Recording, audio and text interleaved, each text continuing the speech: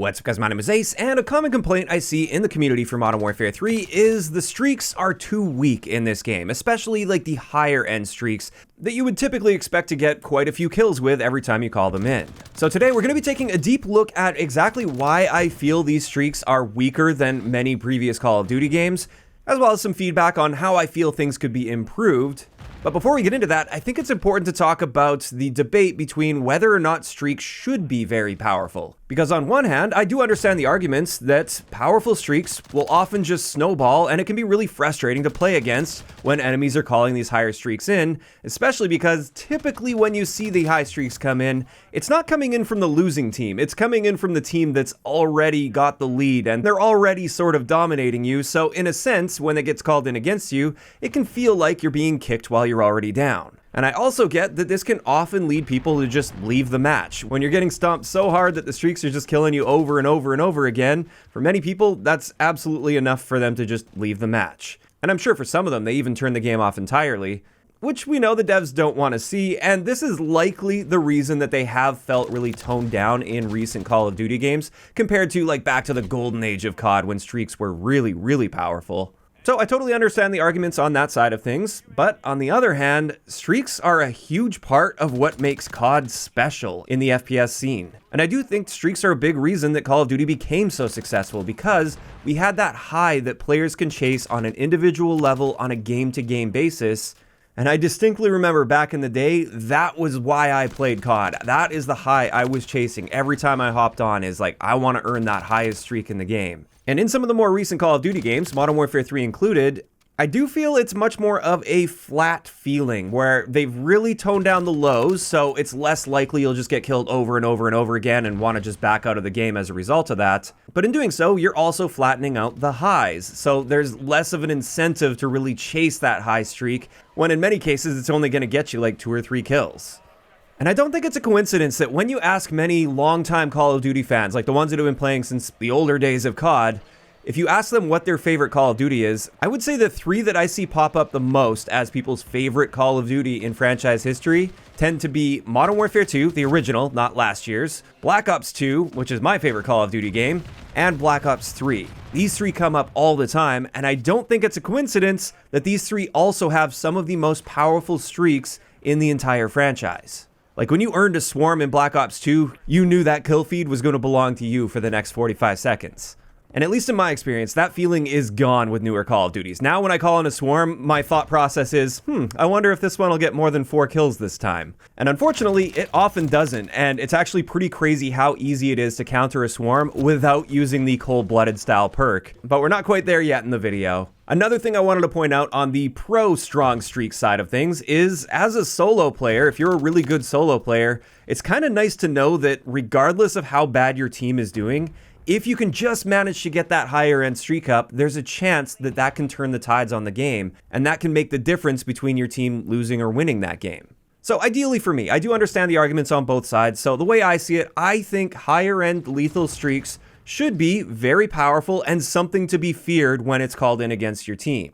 In saying that, I think there should also be very viable counterplay, so anybody that's smart enough or just not lazy enough to make a change over to a cold-blooded class, or these days we can even edit our classes so you can continue using your existing class but just pop cold-blooded on there for the time being, I think that counterplay should always be there, and if you swap over to that, you should be pretty much completely protected from those higher end streaks. Whereas if you're too lazy and you don't bother switching over to that counter perk, then that's completely on you when you keep respawning and getting killed over and over again. That just seems like the best approach to me. It really allows players to control that experience, rather than just nerfing the streaks in general, making them not very powerful, so you don't even feel the need to ever use hijacked IFF strobe, which is this game's cold-blooded. In either case, now let's go over some of the points as to why I feel some of these higher end streaks are so weak. And the first thing I wanted to look at is simply the duration of these streaks. How long do some of these higher end streaks last, and is it too short? So I looked at the Chopper Gunner, the AC-130, and the Swarm, and all of these last about 45 seconds. And I think that's actually a very reasonable time for a higher end streak, as long as it's really effective within those 45 seconds.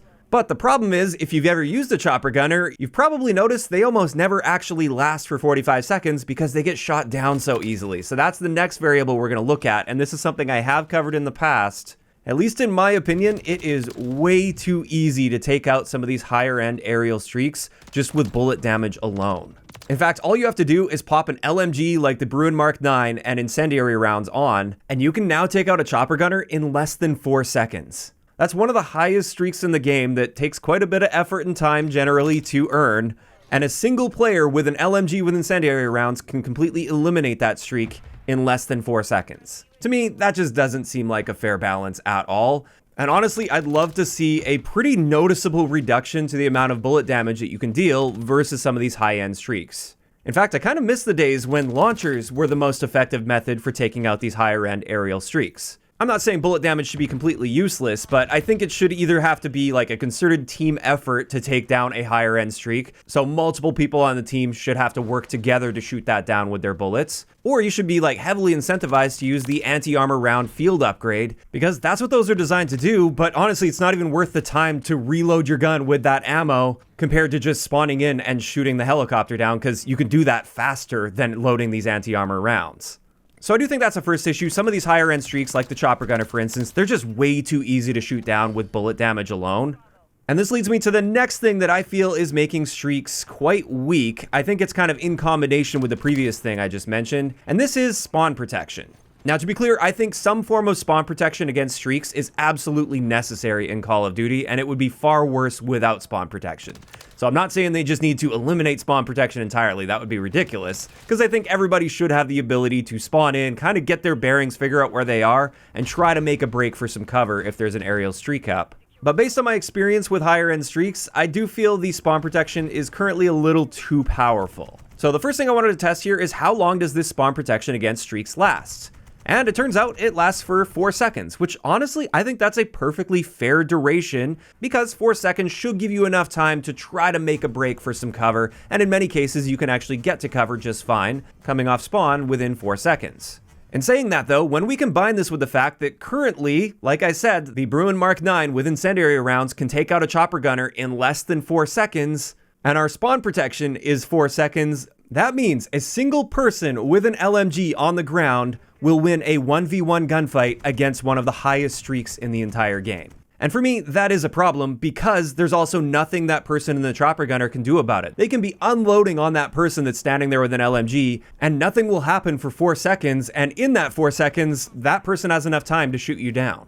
So if it were up to me, I think the ideal solution here isn't necessarily just nerfing spawn protection across the board, because like I said, I think you should have a fair shot to try to run for some cover, and I think 4 seconds is reasonable. However, I do think the moment you fire your gun, spawn protection should then be disabled. Or if they're able to do a more advanced version of this, the moment you deal damage to that streak, you no longer gain any spawn protection from that streak. I think this would be a lot more fair, so if you are just one of those types that wants to spawn in and get to cover, you've got a realistic shot at doing that. If, however, you want to spawn in and try to take that streak down, now you got to work a little harder for that. Maybe you actually have to switch to cold-blooded, or you have to try to mix using cover in with putting shots onto that streak. To me, that just makes a lot more sense because then you aren't completely helpless in that chopper gunner just watching the guy shoot you down while you can't deal damage to them. I think it's totally fair that if they're dealing damage to you, you should be able to fight back and deal damage to them. And honestly, an adjustment like that to spawn protection, I think would be enough. I think that would be excellent to see something like that. However, none of this covers the highest streak in the game, and this is where I want to talk a little bit about the Swarm, because it turns out the Swarm is incredibly easy to counter without having to use hijacked IFF strobe. This blew my mind when I figured this out when I was doing my testing. What I noticed with the Swarm is you can simply outrun it. The way this works is when one of those drones targets you and starts flying in toward you, it actually targets the point that you were standing at in that moment, and that's the point it locks onto. It doesn't lock onto the character model itself. So as long as you keep moving, you won't die from a swarm. And to show just how extreme this is, I wanted to use the LMG with the slowest sprint speed on the most open map in the game, Wasteland. And I'm not using hijacked IFF strobe here. And yet with a standard sprint, I don't even have to use tactical sprints at all. I can just sprint around the map regularly, and that swarm will never hit me as long as I never stop to turn around and look at it like I do at one point here. And like I said, that's an extreme example. That's using a really slow-moving LMG. And I'm pretty sure that explains exactly why the Swarm is not getting a whole lot of kills when you call it in. I would say in my experience, every time I call a swarm in, I'm happy to get any more than like 4 kills. And for the highest streak in the entire game, I'm not really going to get all that excited to earn it if it's only going to yield 4 kills. And in my opinion, these drones should be locking onto the character model, not the point at which they were standing.